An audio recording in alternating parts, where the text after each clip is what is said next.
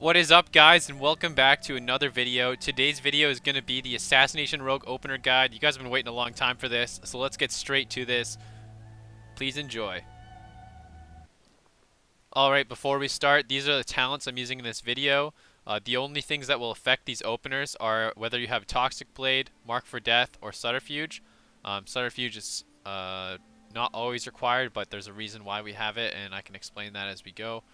Also, on top of that, um, basically, an opener, for those of you that are brand new to the game, is essentially what rogues call the very start of the fight when they try to get out the most efficient form of damage while keeping the target locked down. It's a very standard, important offensive play for rogues in PvP as far as mostly arena, and it's good in 1v1s as well.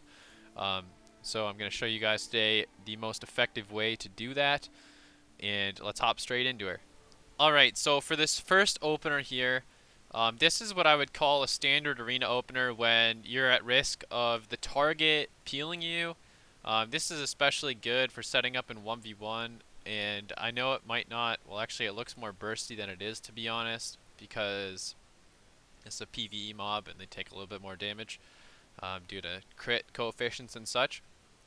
But anyway, we're going to open up with a cheap shot. And then we have a Shrouded Suffocation trait, which for those of you that don't know, is it makes it so that your Garrote gives you 2 extra combo points when you use it from Stealth or Subterfuge, and which makes Subterfuge very, very valuable for Assassination. It ends up outdoing that 50% crit bonus that you may have noticed in the talents. This thing is just better, more consistent, and it has many uses. It can be used for peeling and such. Anyway, Garrote will then give us the full 5 combo points we need after Cheap Shot, allowing us to get a full Rupture. And right here, we're pretty much fully set up to just train this target. So that's in my eyes, that's a successful Assassination opener right there. But you can do a little bit more with it right here. I get off Vendetta, which has that really small global as well. And you'll notice right when Cheap Shot's ending, I'm able to get off Mark for Death, and Kidney Shot will come in right when Cheap Shot ends. You'll see the target is stunned again. The PvE mob here didn't even turn around, so that's a good indication that there was no gaps for the enemy to use cooldowns in between. Um, then I'm going to go ahead and use Toxic Blade, and then a Mutilate. And there's one thing about Assassination openers, and that you got to be able to adapt to be the most efficient, because Assassination has a passive called Seal Fate. Whenever you critically strike with a melee attack that generates combo points, you gain an additional combo point per critical strike. And it's a key text line there too, because Mutilate actually hits with both daggers, so it's possible to get ridiculous combo points, as far as I know, off of a Mutilate. Um, but generally, basically, if you use Toxic Blade and a Mutilate, you have the chance to get 5 combo points right there with crits. And so in that situation, like I just got here, you're just going to want to dump that Envenom for that System Shock damage. That's why we want exactly 5 combo points. If you were not running System Shock, you can go ahead and Envenom at 4 combo points, as it scales linearly and you're not losing that much damage. It's more energy efficient to not waste a Mutilate and overcapping your combo points. Had I not crit with either of these abilities, the opener would have looked something like this. Alright, so you'll notice that I somehow accidentally minimized the UI as I did that. But basically the difference was, during the Kidney Shot, we had to throw in an extra Mutilate so that we would get 5 combo points to get that Envenom System Shock Honor talent off, which does provide us with a lot of extra damage. Okay, now we're going to hop into the next opener, and this opener is more of a greedy opener. It's useful if you have somebody to slow the target initially, and you are also not at risk of receiving any crowd control effects from the target that you're fighting.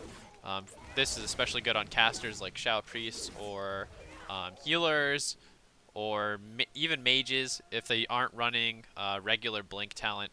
Anyway, we're going to hop straight to this. Alright, so for this opener, we're going to open up with Garrote, and then we're going to use Mutilate, which is going to give us our 5 combo points again. Then we're going to pop Rupture, and you'll notice there is a 1 second duration left on silence. Just that's why I said, you wouldn't do this on a warrior that can use Stormbolt or something while they're silenced, or another class that can peel you, for example, like another rogue, as they're going to get control of you before you can get this opener off. So it's good on casters. Um, will provide probably the highest burst out of all of the openers you can do, though, and will also keep the target crowd controlled long enough. So it's especially good if you're running someone down with another DPS. Basically, then you use Mark for Death, Kidney Shot, and then you pop your Vendetta, which is going to give you that. This opener actually takes really good advantage of the fact that Vendetta restores 60 energy over a few seconds. Then when Vendetta Global flips around, we're going to use Toxic Blade. And you'll notice right here, I go for a Mutilate. And I actually get the double crit on Mutilate, which gives me the 2 extra call points from the Seal Fate Rogue passive. And so I'm just going to be able to dump my Envenom right there. But you'll notice that we do have additional time on the Kidney Shot right now. So had I gotten no crits right there, I could have still gotten the extra Mutilate to get 5 call points and then still hit the Envenom off before Kidney Shot ends. And then right here, okay, so you'll still notice my energy is healthy. I just want to point this out. Basically, because of Seal Fate, there's going to be a lot of variance in your opener, and it's more importantly to be used to just using your keybinds and being able to adapt quickly, honestly. And so right here, say this was an actual target in the same situation, we could Vanish and then use a half duration Silence Garrote, which is obviously a really small CC, but that would be enough to get the call points. You'll also notice that since I had an extra Mutilate in there, because of the double crit seal proc on the first Mutilate, that would then again give us full combo points because of that Shrouded Suffocation talent. And then we would be able to dump another System Shock and Venom, and that would likely finish the target. I'm going to cut to one more opener after this that's different. Basically, those are the two kind of different ways you can open. You can start with Mark for Death Kidney and use your Subterfuge Garrote after that, but it's kind of a slow start. You're better off just kind of doing the cheap shot into the kidney. And the reason why I'm not using PvP clips for the openers is that since you're using Vendetta, anybody who is half decent will likely trade their trinket or blow some kind of major cooldown to stop this opener from going off. But this is to show you guys what you are aiming to do in order to put out some nasty damage. Alright, so this last clip here, basically I just have a opener that I used to like to do a lot in the past. It's a little bit less good this expansion for a reason. I just want to explain that real quick. Basically, if you have the target in a sap, I used to do this thing where if you are 90 degrees on the target, so that you can see how I'm facing right now, my auto attacks won't go off, but you can still use your abilities.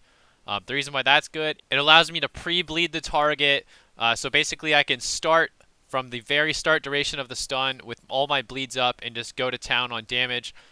This currently, you can't fit in both bleeds on a sap before the dot ticks come in and break it, and that is because in BFA, haste does make our dot ticks faster and give more ticks in their duration.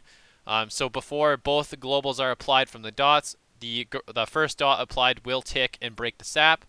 But this is more so to show you guys that sometimes when you don't get the right number of combo points, you can actually use Poison Knife to get your extra combo point instead of using a Mutilate. And the reason why you do this is now you do get one less combo point, but we don't need that combo point, and it allows you to save 10 energy on the opener. And energy efficiency is really important for Assassination. Just kind of like a final note here, you want to avoid as best you can overcapping your combo points and wasting potential combo point gain, because that in turn is like wasting your energy.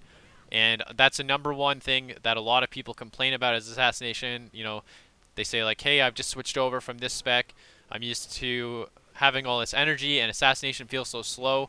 That is one thing that you can do. But there's a way you guys should look at this instead. Instead of being like, hey, Assassination is slow, I can't hit buttons every global, I feel like I'm not doing anything. It's actually more so that your damage is balanced around you, just not overcapping energy. So just as long as you're maintaining your bleeds, not letting them fall off, and only using Envenom when your bleeds aren't going to be jeopardized or it's going to kill the target, then that's definitely a good thing to do. But anyway, guys, I really hope you enjoyed this video. Please like, comment, subscribe for more, and we'll see you guys all next time.